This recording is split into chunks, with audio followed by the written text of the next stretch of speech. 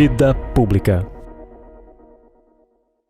Bem-vindos à Vida Pública, realizado pela Fundação Baldino do Amaral, TV Jornal Cruzeiro do Sul e TV Com. Este é um espaço democrático de reflexão e troca de ideias sobre os assuntos que, mesmo sem que se perceba, influenciam a vida de cada pessoa.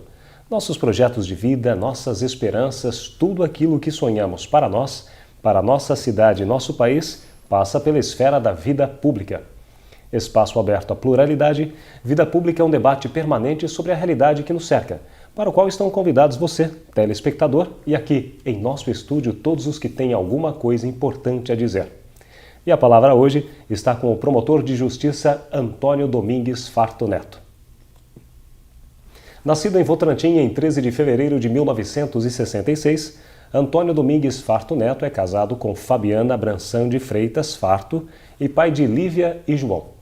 Graduado em Direito pela FAD de Sorocaba, Antônio Farto Neto é promotor de justiça desde 1990.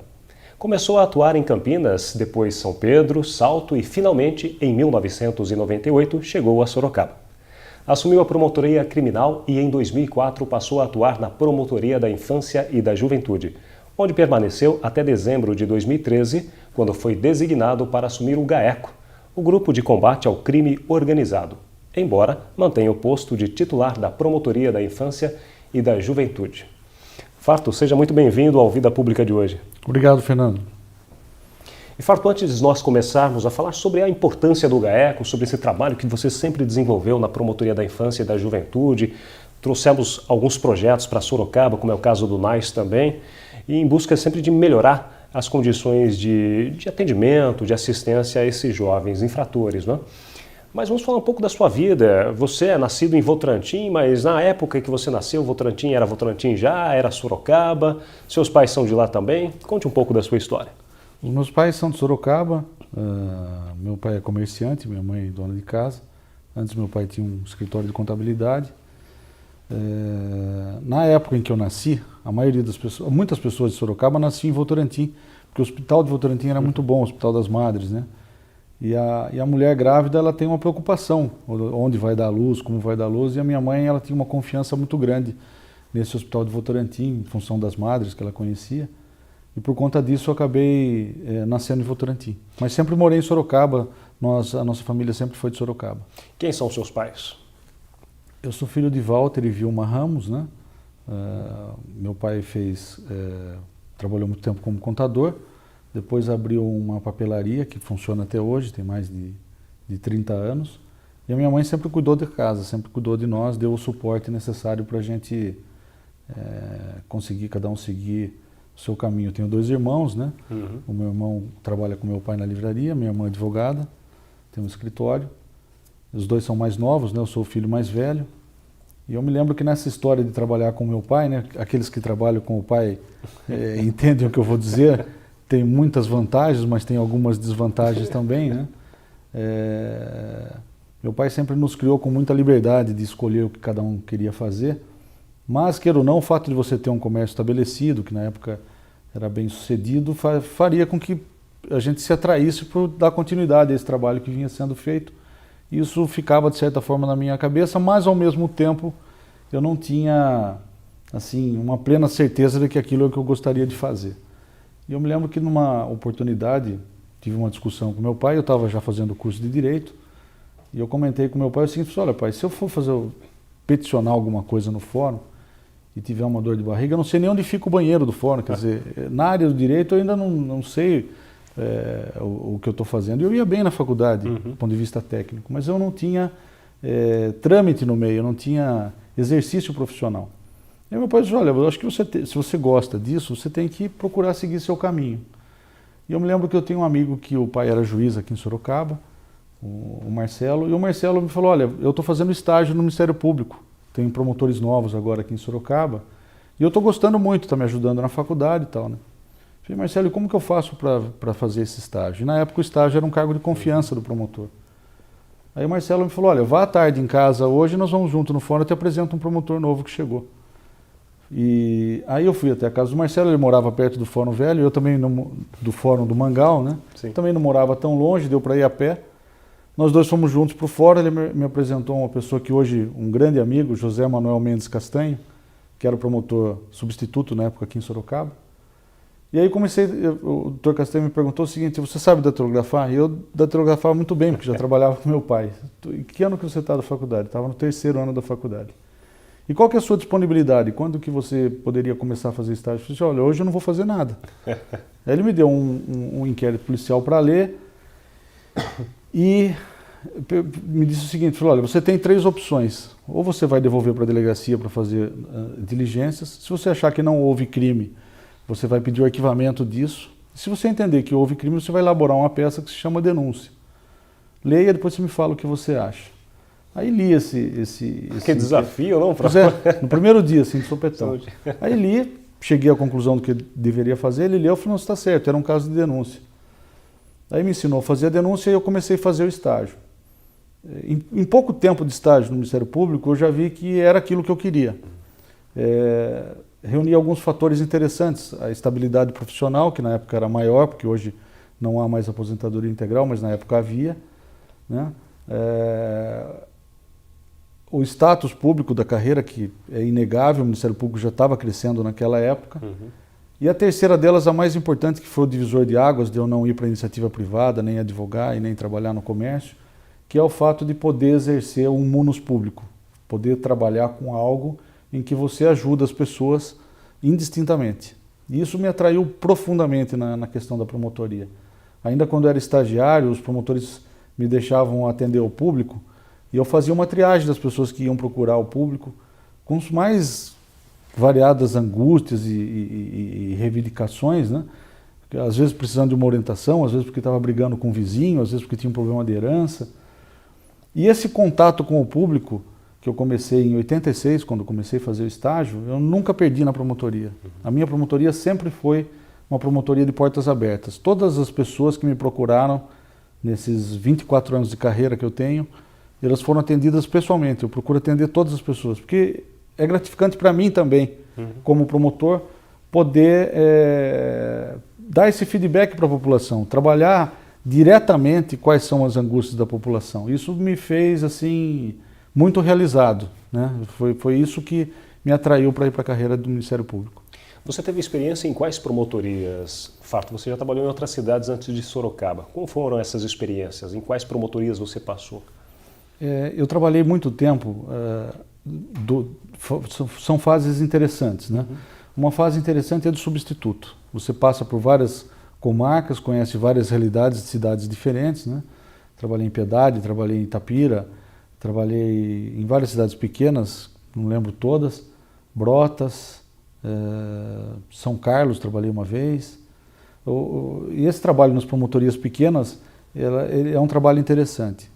Na minha primeira comarca, São Pedro, eu era responsável por 3 cidades: São Pedro, Águas de São Pedro e Santa Maria da Serra. Para um jovem de 25 anos na época, você ter contato direto com a Câmara dos Vereadores, com os prefeitos, com a população, atendia mais de 30 pessoas por semana. Você já era casado naquela época? Não era solteiro. Eu chegava para trabalhar na promotoria por volta de 9 horas, 10 horas, ficava até as 8, 9 da noite todos os dias. E era interessante porque era uma clínica geral. O promotor na cidade pequena faz tudo. Então ele acusa, ele faz ação civil pública, ele faz o divórcio, a pessoa uma hora está na sua frente porque está sendo acusada de um crime, outra hora está lá para se separar ou para buscar uma herança. Quer dizer, esse contato da comarca de primeira instância com o promotor é um contato extremamente interessante, porque a magistratura ela acaba ficando um pouco mais distante, o juiz tem que guardar uma distância maior da população. E a variedade de assuntos e a variedade de pessoas que você conhece e a potencialidade do impacto da sua caneta como promotor numa cidade pequena traz uma experiência gigante, porque é uma responsabilidade muito grande. Muitas vezes você me pergunta se eu era casado, muitas vezes em casos envolvendo infância e juventude, em Campinas, por exemplo, onde eu era substituto, trabalhei muito na área da infância e juventude, logo que entrou em vigor o estatuto, que também é de 90, muitas pessoas chegavam e diziam: doutor, o senhor está falando isso, o senhor tem filho? Eu ficava naquele... Minha filha fala cri, cri, cri. Porque, realmente eu não tinha aquela experiência de vida, mas a experiência de promotoria foi uma experiência muito intensa. Muito intensa. E essa experiência de ficar em comarca de primeira, eu cheguei a ser o segundo do estado de São Paulo há mais tempo em primeira entrância. Ou seja, eu fiquei mais de 5 anos na mesma comarca. Então, passaram diversos juízes, passaram mais de um prefeito em cada cidade, diversas câmaras, participei de eleição estadual, as majoritárias, presidente da República, enfim. A eleição no interior também é um aprendizado muito grande, porque o contato com os políticos é muito grande. Eu me lembro que às vezes eu saía à noite do fórum, e numa praça de Águas de São Pedro, os políticos sempre se reuniam, estavam ali conversando, né? E eu tinha muitos amigos, fiz muitos amigos no interior. E quando eu chegava, eu disse, olha, vamos mudar de assunto, que chegou o promotor, agora nós podemos falar o que nós estávamos conversando. Essa convivência no interior, ela para mim sempre foi muito gratificante. Quando eu entrei na carreira, eu sempre tive dúvida se um dia eu ia ganhar uma leitoa, um saco de laranja, alguma coisa em agradecimento do trabalho que eu fiz. Não que eu quisesse receber isso ou que eu precisasse, mas é que você sempre, antigamente se lia nos livros, né, que a gratidão da cidade ou das pessoas ia além do que fosse a sua função, esse reconhecimento. E eu, graças a Deus, tive esse reconhecimento de pessoas simples. Algumas delas eu me lembro com muito carinho. Eu nem cheguei a atender determinadas pessoas, mas elas, em função do trabalho que eu fazia na cidade, me faziam esses mimos, né? Isso é gratificante. Eu recebi títulos de cidadão para as cidades que eu passei. Tive um contato muito profissional, muito bom com todos os políticos. Isso foi assim uma experiência importante para alicerçar uma carreira que vai enfrentar desafios maiores quando você vai para uma cidade maior. Sim. Né? Você falou uma coisa, Farto, que me chamou a atenção, que é a questão de manter o distanciamento do juiz da sociedade. E você, como promotora, você fazia questão de manter contato com as pessoas, de conversar com elas por conta dessa troca de experiências.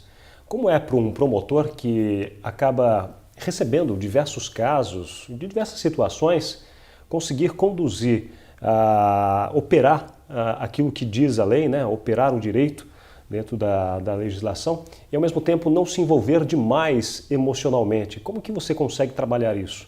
O promotor de justiça é, antes de tudo, um cidadão. Como todos os cidadãos, você está em contato com os meios de comunicação, com as pessoas da sociedade. É comum você estar assistindo o Jornal Nacional ou algum programa de televisão e se indignar com um determinado assunto. Falar, nossa, mas isso é um absurdo e tal.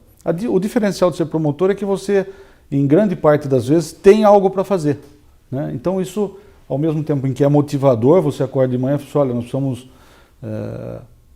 hoje para mim, combater esse crime organizado. A corrupção no Brasil é uma coisa que perturba toda a sociedade. Todos nós gostaríamos, de alguma forma, de erradicar isso da nossa sociedade, e eu, como promotor, hoje consigo desempenhar esse papel. Então, ao mesmo tempo em que é gratificante, é também um desafio gigantesco. Né? Nós temos limitações legais muito grandes, nós temos uma conivência muito grande da nossa população, o jeitinho brasileiro de deixar para lá, né? E isso tudo faz, às vezes, uma certa angústia dentro de qualquer profissional, porque você quer fazer o teu trabalho da melhor forma possível, e nem sempre esse possível é atingido porque vão criando-se barreiras, enfim. A sociedade tem despertado mais para os direitos, ela tem buscado mais a promotoria, ela tem conhecimento do que é o Ministério Público, essa instituição? Olha, eu digo por mim, sou franco de dizer que quando eu fui com o meu amigo lá no fórum perguntar se eu poderia fazer estágio, eu mal sabia o que fazia um promotor e eu estava no 3º ano da Faculdade de Direito. Eu acho que o que mudou muito a partir da Constituição de 88 é que o Ministério Público deixou de ser só o representante da acusação na área criminal e passou a ser, de fato, um advogado da sociedade, nas ações civis públicas, no controle dos interesses difusos. O capítulo da Constituição que tratou do Ministério Público deu um formato para o Ministério Público que eu acredito que é aquele que a sociedade justamente esperava. Não havia uma instituição na sociedade que pudesse desempenhar aquele determinado papel que alguns pensadores, alguns baluartes do Ministério Público há 50 anos já vinham desenvolvendo. E aí, quando conseguiram escrever aquilo na Constituição, foi ao encontro dos interesses da sociedade. Quer dizer, a sociedade encontrou no Ministério Público aquele advogado que ela sempre quis ter. Isso, de certa forma, para nós foi extremamente importante do ponto de vista institucional, mas também se revelou um desafio gigantesco, Porque pense a quantidade de angústias e de reivindicações, muitas de cunho jurídico que a sociedade tem, e o Ministério Público continuava do mesmo tamanho para fazer frente a todo esse anseio da sociedade. Mas, a partir de 88, o fato é que o Ministério Público se tornou absolutamente conhecido. Eu acho que poucos ministérios públicos do mundo inteiro conseguem ter um contato tão próximo e representar a sociedade com tanta intensidade como o Ministério Público do Brasil e, particularmente, eu me permito dizer isso, o Ministério Público do Estado de São Paulo. Você já, por toda a sua experiência, Farto, acumulada, você já pegou algum caso, ou mais de um caso até, em que você precisou dar muito mais do que você poderia dar? Ter uma dedicação muito maior? Inúmeros e inúmeros casos. Assim, de bate-pronto que eu lembro. Ocorreu um crime, uma pessoa me procurou na promotoria porque ela gostaria de voltar para o seu estado de origem. Ela era de um estado do Nordeste, uma senhora, e ela queria voltar para o seu estado de origem. Só que havia um problema. Ela tinha uma filha com cidadão, eles moravam em São Pedro, e, por incrível que pareça, quando eu fui ver a certidão de nascimento da menina, ela estava registrada só no nome do pai. Foi a única vez que eu vi isso. Eu falei, olha, a senhora não vai conseguir viajar com a menina, principalmente para outro estado, e vai ter uma dificuldade enorme com essa menina lá no outro estado, porque ela não está registrada no seu nome. Eu falei, não, mas ela é minha filha, é porque quando ela nasceu eu estava no hospital, ele foi registrar, enfim. Tinha um problema lá e que eu precisava resolver antes dela fazer essa viagem. E o fato é que eu comecei a preparar a documentação para fazer um reconhecimento de maternidade, veja que situação complexa, né? E antes de sair da minha sala, ela pergunta, doutor, tenho uma dúvida. O sujeito, cujo apelido era João Grandão, ele é muito violento, eu tenho medo que ele vai ficar sabendo que eu vim aqui na promotoria, talvez ele desconfie que eu vou fugir com a menina. Não, mas a senhora não vai fugir, a senhora vai legalmente, a senhora vai pedir a guarda da criança para poder fugir. Que para fazer a guarda eu precisava regularizar o registro da criança. Ela falou, olha, o senhor está me falando, eu vou ficar tranquila, tudo bem. E foi embora. Só que essa pessoa não apareceu mais na promotoria. E não apareceu, estava com o caso em andamento, falei, ó, preciso localizar essa pessoa. Na cidade do interior, a gente pede auxílio da polícia para localizar a pessoa, chamei 2 investigadores muito astutos que tinham, por sinal, na cidade de São Pedro. Falei, olha, eu estou com esse problema aqui, essa pessoa deixou a documentação em aberto, eu preciso que ela volte para eu dar continuidade no processo. Eles foram até a casa da pessoa e, dada a astúcia deles, não sei porquê, desconfiaram da conversa com o marido, a menina estava na casa. Olha, ela viajou, mas eu não lembro que detalhes dentro da casa, não sei se tinha a roupa dela ou se não tinha, alguma coisa chamou a atenção deles. A gente pode dar uma olhada no quintal, e foram até o quintal da casa. No quintal da casa tinha uma horta nova, que era comum em cidade do interior, mas essa horta tinha acabado de ser feita. Pois eles foram cutucar a horta, a terra estava mais fofa, num determinado lugar ela estava enterrada ali no fundo do quintal. E isso, quando a resposta veio para mim na promotoria, me chocou profundamente, porque eu fiquei me criticando e me repensando se eu não teria como ter interpretado esse caso de uma outra forma, tal que eu pudesse evitar que essa tragédia tivesse acontecido. Isso me perturbou por um bom tempo. Em função desse caso, eu consegui desenvolver um segundo sonho que eu não consegui levar até o fim, mas comecei, pelo menos voltei para a faculdade. Eu comecei a fazer faculdade de psicologia na Unimep, em Piracicaba, um curso que eu sempre gostei.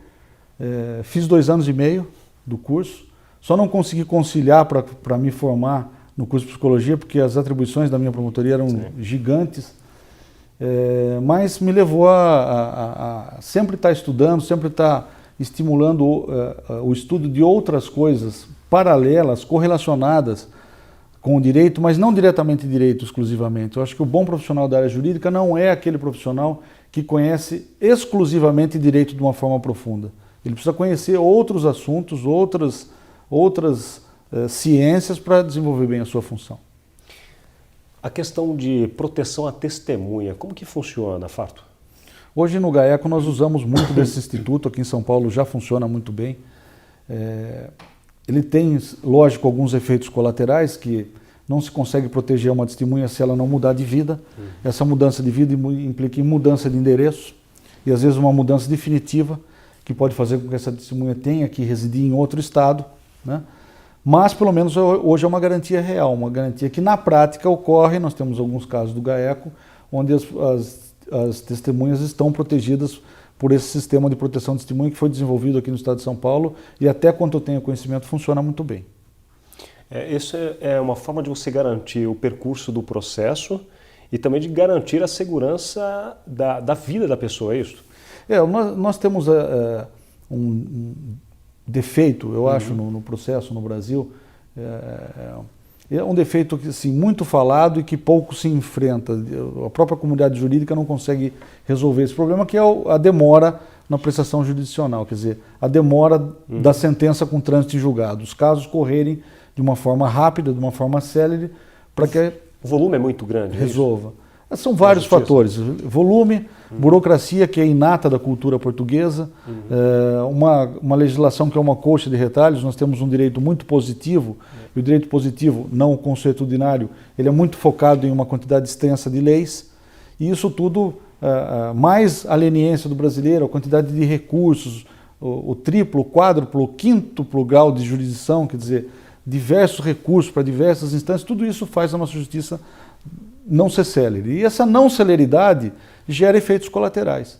Muitas vezes, para conseguir garantir que eu aplique uma sentença para determinada pessoa, eu preciso fazer com que essa pessoa não interfira no processo. E para fazer isso, é preciso medidas cautelares, uma delas a prisão preventiva, a prisão temporária, enfim. Farto, há uma confusão entre a questão da defensoria pública e da promotoria. Às vezes a pessoa não sabe se o assunto que ela precisa tratar é na promotoria ou se é na defensoria pública. Quais são as diferenças? Como é que a pessoa pode se orientar nesse sentido? Quando o Ministério Público começou, no Brasil, demorou para ver a formação da sua personalidade. O que o Ministério Público ia fazer na sua essência, né? Isso foi mudando ao longo do tempo. Houve tempo, e eu conversei com promotores que trabalhavam assim, eles chegavam na comarca para trabalhar e o juiz dividia com eles audiências. Um fazia audiência numa sala e o outro na outra. Então o promotor fazia uma audiência como se fosse um juiz, né? Isso aconteceu, isso é fato, não é uma coisa que, né? Então o Ministério Público, aos poucos, foi ganhando a sua identidade. Passou a ter a exclusividade da ação penal, né? Ser o acusador natural, né? Depois, com a Constituição de 88, esse papel de defesa da sociedade. Esse crescimento durou mais de 100 anos, né? Para se consolidar o Ministério Público de hoje. A Defensoria Pública é um instituto novo. Começou pela Constituição de 88, o marco jurídico mais importante da criação da Defensoria Pública, na minha ótica, está na Constituição de 88, e de lá para cá ela vem se formatando enquanto instituição. Eu percebo na Defensoria Pública um munus público, um interesse de defender a sociedade, muito parecido com aquele que eu disse que me atraiu para o Ministério Público. É verdade.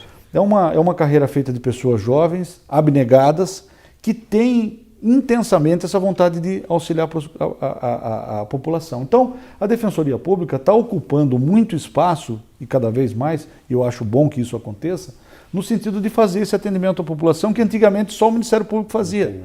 A OAB, por um perfil institucional, houve por bem não fazer esse atendimento aos carentes da forma intensa como a Defensoria faz. E aí, institucionalmente, a Defensoria começou a crescer justamente em função desse trabalho que ela faz de atender a população carente. Eles não conseguem atender toda a população carente, uma parte tem que ser dividida com a dos advogados do Brasil, e aqueles que não são carentes também, em princípio, não podem ser atendidos pela Defensoria Pública. Aí entra o Ministério Público, né? Nas ações civis públicas e na defesa dos interesses difusos e coletivos. Nem sempre os casos que eles vão assumir são os casos que o Ministério Público assumiria, por exemplo? Eu não vejo, são raras as situações onde se pode perceber algum conflito. No meio institucional, lógico que quando uma instituição está crescendo, ela começa a ocupar mais espaço, muitas vezes vai haver atrito. O que é competência do Ministério Público Estadual, o que é competência do Ministério Público Federal? O que é competência da Defensoria Pública, o que é competência da OAB, o que é competência do Ministério Público? Isso tudo, às vezes, tem um ou outro atrito, mas hoje, em termos de qualidade de atendimento, a Defensoria Pública está se especializando muito em atender a população mais carente. Farto, quando você assumiu a Promotoria da Infância e da Juventude em Sorocaba, você teve um desafio. Um deles foi o Núcleo Integrado de Atendimento ao Adolescente Infrator, né? Como que foi esse processo? Agora você está num novo desafio, que é o GAECO também, é outro desafio. Como que foi a constituição do NAIS? Eu tive um desafio e uma alavanca muito grande. O desafio é que em Sorocaba não havia rede de proteção. O fato é esse. Haviam alguns institutos da rede de proteção, havia Conselho Tutelar, havia Conselho Municipal dos Direitos da Criança, mas a estrutura não estava agregada, não havia uma comunicação melhor do Poder Judiciário com a Promotoria da Infância e Juventude, da Promotoria com o Conselho Tutelar, do Conselho Tutelar com o Conselho Municipal dos Direitos da Criança, e o fato é que essa rede de proteção não funcionava. A alavanca para esse sistema passar a funcionar chama-se José Augusto de Barros Pupim, que já era delegado da Infância e Juventude, profundo conhecedor do Estatuto da Criança e do Adolescente, meu colega de turma na Faculdade de Direito de Sorocaba. E aí, quando eu vim para a infância, lógico, foi a primeira pessoa com quem eu resolvi conversar. E ele me falou, olha, a rede de proteção de Sorocaba está esfacelada, nós precisamos fazer isso, fazer aquilo, fazer aquilo. Nós estabelecemos uma lista de prioridades, começamos a trabalhar em cima dessa lista de prioridades, que não saiu da nossa cabeça. Porque na Infância e Juventude, assim como em toda a área técnica, aparecem diversos filósofos, diversos salvadores da pátria, diversas pessoas que vão reinventar a roda. E uma última categoria nefasta para qualquer área, os marqueteiros, né? Aquela pessoa que faz uma coisa desse tamanho, mas a repercussão ela procura que seja gigantesca. Nós nos baseamos única e exclusivamente na lei, no Estatuto da Criança e do Adolescente. O que o Estatuto prevê que o município deve ter para a proteção integral de criança e adolescente? E aí começamos a trabalhar essa rede, melhoramos o Conselho Tutelar, melhoramos o Conselho Municipal dos Direitos da Criança, o Fundo Municipal dos Direitos da Criança recebia um valor irrisório por ano, esse valor foi multiplicado por mais de 10 vezes, a população começou a confiar mais no Conselho Tutelar a partir do momento que houve um fortalecimento e uma readequação do trabalho do Conselho Tutelar. Criamos o NAIS, que é um núcleo para acolhimento de crianças e adolescentes em situação de risco que se envolveram com atos infracionais, porque na época acontecia o seguinte, um boletim de ocorrência lavrado na delegacia, para chegar na mesa do promotor de justiça demorava 8 meses. E aí o adolescente ficava sem receber uma resposta da sociedade em relação àquele ato infracional. E a resposta sempre era muito jurídico-policial. Então o que nós fizemos? Um local onde ele recebe um amplo atendimento, que é o NAIS. Eu e o Dr. Pupim fomos almoçar com a doutora Benenice uma vez, em São Paulo, e encareci a ela que montasse um núcleo para recebimento dos adolescentes infratores já a partir do momento do flagrante, coisa que não existia na cidade. As meninas ficavam na delegacia de General Carneiro, os meninos ficavam numa delegacia de Salto de Pirapora, né? Isso foi um avanço muito grande. Quando eu assumi, nós tínhamos só uma unidade da Fundação Casa. Depois foram construídas mais 2 unidades da Fundação Casa e mais essa unidade de atendimento inicial. Nós não tínhamos semi-liberdade em Sorocaba, foi criada a semi-liberdade, ficou num lugar central, aconteceu um problema, conseguimos transferir para outro lugar, hoje funciona super bem. As medidas socioeducativas em meio aberto, eu não lembro o número, mas a quantidade era ínfima de pessoas que faziam prestação de serviço em meio aberto. Em 4 anos, à frente da Promotoria da Infância e Juventude, nós passamos a ser o recordista estadual de medidas em meio aberto. Aliás, o Cruzeiro do Sul publicou isso, é uma nota histórica, eu acho que a história é importante de ser sempre relembrada. Nós fomos meses, em determinados anos seguidos, o recorde de internação na Fundação Casa. Nós só perdíamos, entre aspas, perder é um termo errado, mas nós só perdíamos para capital. Nós tínhamos mais adolescentes internados no sistema Fundação Casa do que Campinas, por exemplo, que tem 1,5 milhão de habitantes. Quer dizer, houve um rigor absoluto da parte da Infância e Juventude para tentar conter essa onda de atos infracionais. E, ao mesmo tempo, nós tínhamos o recorde estadual de liberdade assistida e começamos a fazer também as medidas de prestação de serviço à comunidade. Quer dizer, toda a rede de proteção de Sorocaba passou a ser articulada e isso é um trabalho que foi gratificante para mim, foi muito bom. Farto, obrigado pela participação no Vida Pública de hoje e desejo boa sorte aí nas ações frente ao GAECO, porque enfrentar esses corruptos não é fácil não. Eu estou com ânimo novo, eu acho que toda vez que você aceita um novo desafio, você se renova. Trabalho com o Dr. Cláudio Bonadi, que tem uma experiência muito profunda no GAECO. O GAECO de Sorocaba hoje já está estruturado e nós estamos tentando estruturá-lo ainda mais. E eu espero poder representar bem a população, aquele trabalhador que paga uma quantidade escorchante de tributos, né, que acorda de manhã e abre o jornal e vê aquelas notícias de corrupção. Eu espero poder representar bem esse cidadão, porque eu também sou pai de família, eu também sou cidadão, no sentido de colocar essas pessoas na cadeia, condenadas, que faça voltar para o erário público o dinheiro que foi subtraído. Eu vou me empenhar muito para fazer isso, é uma fase nova da minha carreira, que para mim está sendo muito gratificante. Eu quero agradecer a você, Fernando, ao Cruzeiro do Sul, a Elcio Rodrigues, na presidência do Jornal Cruzeiro do Sul, que é mantenedor aqui da TV Cruzeiro do Sul, dizer que a imprensa e o Ministério Público, eu acho que são os grandes diferenciais democráticos do Brasil a partir da Constituição de 88. E esse diferencial democrático é reconhecido pela população e eu acho que nós temos obrigação institucional de exercer bem as nossas funções, porque a população do Brasil confia muito em nós. Parabéns, Farto, e obrigado. Obrigado. O Vida Pública de hoje conversou com o promotor de justiça Antônio Domingues Farto Neto, titular do CAECO em Sorocaba. O programa Vida Pública pode ser assistido no canal de vídeos do portal Cruzeiro do Sul em www.cruzeirodosul.inf.br, na TV Com, canal 7 da NET, TV Votorantim, canal 10 e TV Comunitária, canal 3 pela Supermídia. Agradecemos também a participação da nossa equipe de produção, o editor-geral Ednilson Jodar Lopes e o estagiário de produção Gustavo Henrique de Campos. O Vida Pública de hoje fica por aqui. Até o próximo.